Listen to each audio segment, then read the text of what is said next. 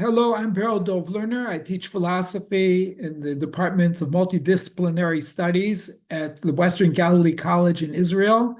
This is my presentation, Jewish Messianism, Nostalgic and Utopian, the Renewal of Sacrifices as a Test Case, which I am presenting for the Memory, Melancholy, and Nostalgia Ninth International Interdisciplinary Conference.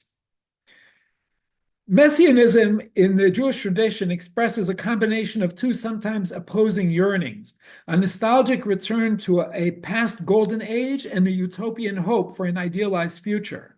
The genesis of the first yearning is clear.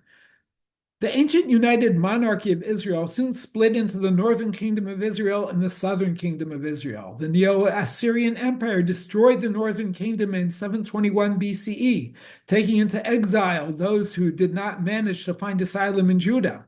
Those permanent exiles comprised the famous 10 lost tribes. Around 587 BCE, the Neo-Babylonian Empire conquered Judah, destroyed the temple in Jerusalem, and sent the social elite into exile.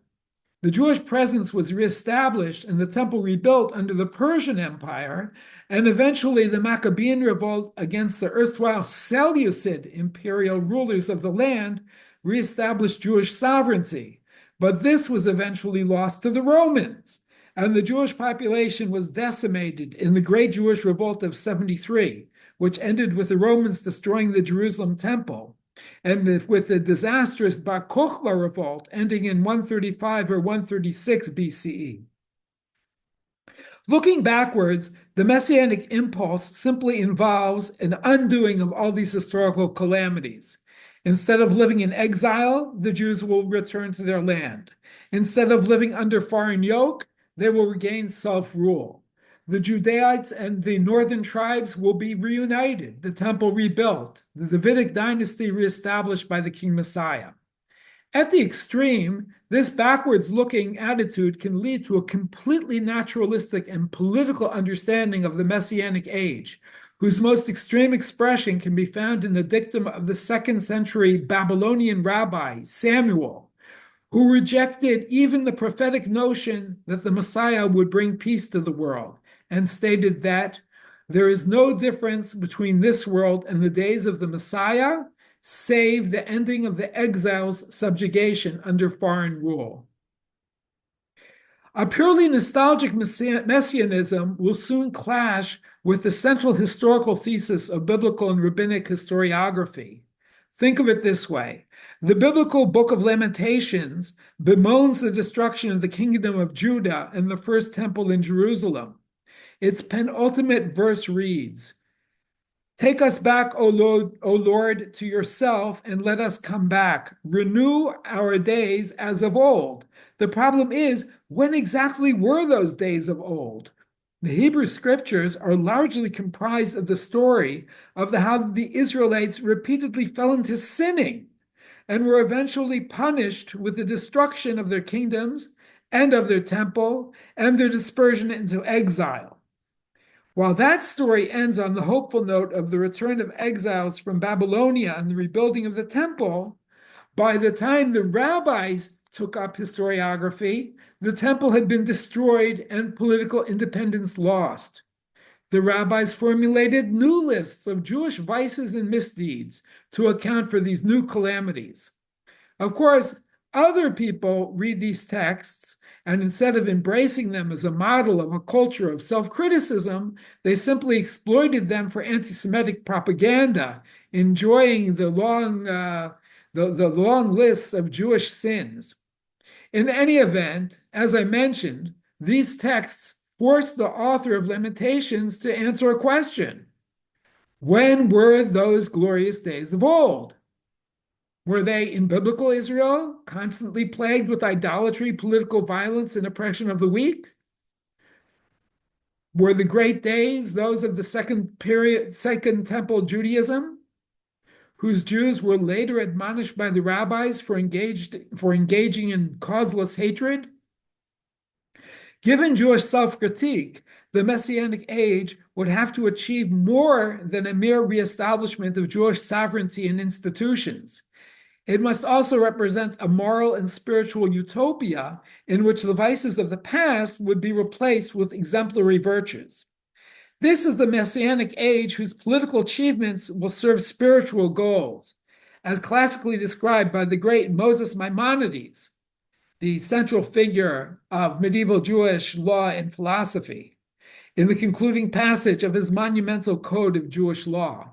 And he writes about the Messianic age: in that era, there will be neither famine, nor war, nor envy, nor competition, since goods will flow in abundance, and all delights will be freely available as dust. The occupation of the entire world will be solely to know God.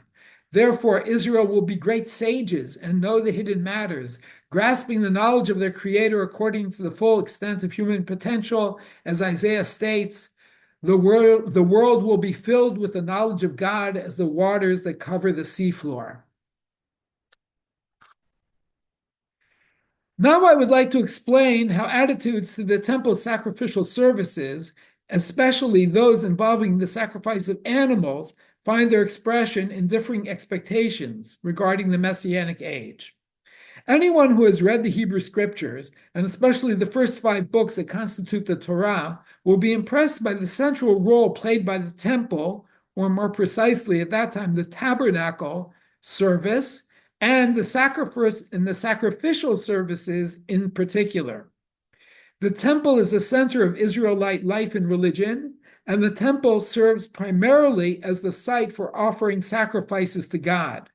Communal sacrifices are offered every day, and Sabbaths, new moons, and festivals are marked by the offering of specific combinations of various animals, grain dishes, wine, and incense. Special animal sacrifices mark births, and sacrifices are offered as part of the process for gaining atonement for sins of the community and of the individual.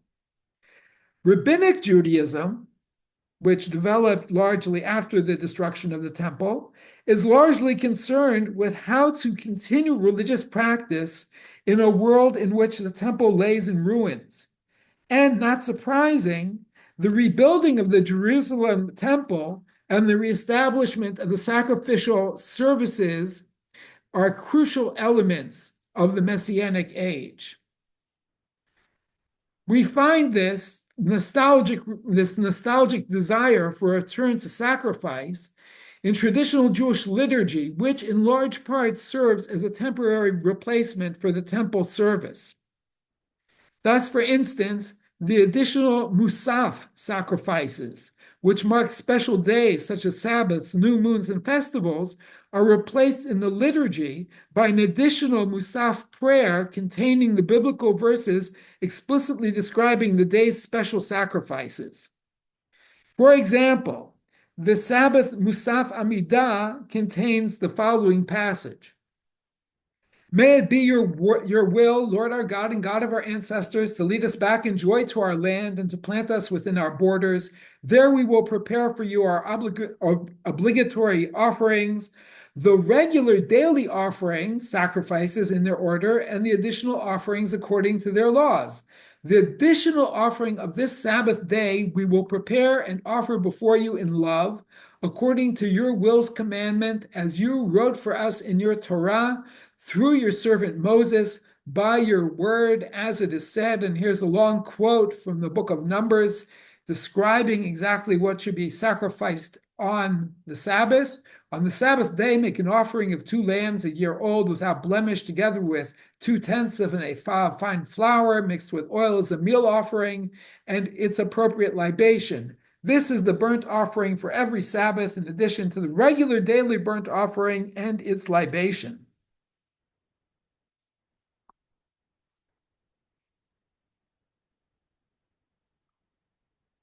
Traditional Jewish liturgy and other genres of traditional Jewish texts commonly look forward to the reestablishment of the Jerusalem temple and its sacrifices in the Messianic era. However, some traditional texts stress the utopian side of the Messianic age and suggest that the canonical sacrificial services may not be appropriate to those spiritually advanced days. The most radical expression of this idea can be found in a statement reproduced in various variants throughout the Midrashic Hammalitic literature. Here's how it appears in the important Midrashic work Vayikra, that is Leviticus Rabbah, which was compiled in the land of Israel at some time during the 5th to 7th centuries. And there it states, Rabbi Pinchas and Rabbi Levi and Rabbi Yochanan said in the name of Rabbi Menachem of Galilea, in the time to come, that's the Messianic era, all sacrifices will be annulled, save that of sacrifice of thanksgiving, which will not be annulled. And all prayers will be annulled, except for that of thanksgiving, prayers of thanksgiving, which will not be annulled. Rabbi David Kimchi, a leading Jewish biblical exegete and grammarian of 13th century Provence, explains the message of this passage in his commentary on a verse from Psalms that it quotes in its continuation. I didn't bring that verse here. This means to say that prayers will be annulled since they, people at that time, will not have to ask for any of the needs of this world, for they will always live in great bounty and will need only to praise and thank God. Similarly, they will not commit sins that will require sacrificing sin and guilt offerings. So in these sources, we find the radical suggestion that in a utopian messianic age of the kind that we found described by Maimonides, remember what he wrote, there will be neither famine nor war, envy or competition, and the occupation of the entire world will be solely to know God. Well, in that situation, most sacrifices and prayers will become redundant. In a world without sin, there is no need for sacrifices of atonement. And in a world without scarcity, there will be no need for petitionary prayers asking for God's help. All that will be left will be sacrificial offerings and prayers of thanksgiving. Maimonides presents a notoriously ambiguous take on the role of sacrifices in the Messianic age. In his great legal code, the Mishneh Torah, he leaves no doubt that the sacrificial service will be restored with the arrival of the Messiah. There he writes, in the future, the Messianic king will arise and renew the Davidic dynasty, restoring it to its initial sovereignty. He will rebuild the temple and gather the dispersed of Israel. Then in his days, the observance of all the statutes will return to their previous state. We will offer sacrifices, observe the sabbatical and jubilee years according to all their particulars, as described by the Torah. So here is a pretty conservative attitude towards Jewish law in the Messianic era will simply be a complete observance of canonical Jewish law. However, Maimonides' great philosophical masterpiece, The Guide of the Perplexed, expresses a much cooler attitude towards sacrifices. There, Maimonides states that God instituted the sacrificial service as an apparently temporary compromise to the primitive religious culture of ancient times. Everyone then was offering sacrifices, and the ancient Israelites could not be expected to instantly give up the practice altogether. Instead, sacrifices would only be offered to God and only at the temple in Jerusalem. Maimonides writes in the new translation of my friend Len Goodman, but the familiar mode of worship, the ways we grew up with in those ancient days, prevalent all through the world in those days, meant only sacrificing various animals in temples where images were set up, that's pagan images, bowing down to them and burning incense before them. The pious and devout in those days were devoted to the service in those temples consecrated to the stars, as I explained. So, with the grace and wisdom evident all through creation, God's law did not simply annul, reject, and abolish such worship. Human nature, always so attached to the familiar, could not conceive of accepting such a law. We were not prepared psychologically to do without sacrifice. It would have been the same in those days as if some prophet today, in calling people to serve God, were to say, God forbids you to pray, fast, or call on him in distress. Your worship must be meditation alone, and no act at all, which, of course, religious people would be completely baffled by, I think, even today. So God preserved these ways of worship, but shifted them to his name rather than to objects man-made or imagined. Much ink has been spilled debating whether here in the guide Maimonides was hinting at his real opinion, which was too radical to be known to the general public, that the laws of sacrifice would be abrogated in the Messianic era. This would constitute a great victory of utopianism over nostalgia and restoration. While few Orthodox rabbis have been willing to openly validate this conclusion, one striking exception is Rabbi Yosef Mashash, lived 1892-1974, a prominent North African rabbi who emigrated to Israel in 1963 and became chief rabbi of the city of Haifa. In his 1939 book, Ner Mitzvah, Mashash approves of the use of electric lights instead of lighting candles on the holiday of Hanukkah. There he ignited controversy with a striking claim that modern electric light bulbs will replace the oil lamps of the great menorah or candelabra in the future Jerusalem temple. In a published letter responding to his critics, Mashash first cites the statement downplaying sacrifices in Maimonides' guide, and then writes, "And if this is so, all the sacrifices will be canceled in the future. For idolatry has been uprooted from Israel for thousands of years, and Israel is one people worshiping only one God, and Israel in its exile has uprooted idolatry from all the other nations." So this involves no change in the Torah, this ending of sacrifice, since with its rationale gone, the practice is void. Here he is citing a dictum common in Jewish law. I will conclude by mentioning some comments by Rabbi Abraham Isaac Kook, 1865-1935, a prominent Jewish legal scholar and mystic who served as chief rabbi of British Mandatory Palestine. His ideas have been influential in a wide spectrum of Israeli Jewish thought, from religious feminism to religious postmodernists. But his name is most closely identified with the messianic streams within religious Zionism, which includes splinter groups that are actively preparing for the construction of a third temple in Jerusalem and the resumption of sacrifices there. This makes his comments on the future of the sacrificial service all the more surprising. But I think his intention can only be understood, again surprisingly, against the backdrop of biological evolutionary theory before the advance of modern genetics. Cook's Messianism was heavily utopian. He understood the Messianic age as a culmination of something like a Hegelian process of world evolution and progress. While Cook elsewhere indicates that he thinks animal sacrifices will be reestablished in the Messianic age, in Olat Ra'aya, his commentary on the Jewish prayer book, he looks forward to a time when non-human animals will evolve to have human-like intelligence, a notion based both in Jewish mysticism and in a view of biological evolution as guided by a cosmic process of perfection, rather than by the interaction between random genetic mutations and natural selection. Cook writes, "Animals that are sacrificed on the altar undergo tikkun, their spiritual improvement, through elevation to be a sacrifice to the Lord.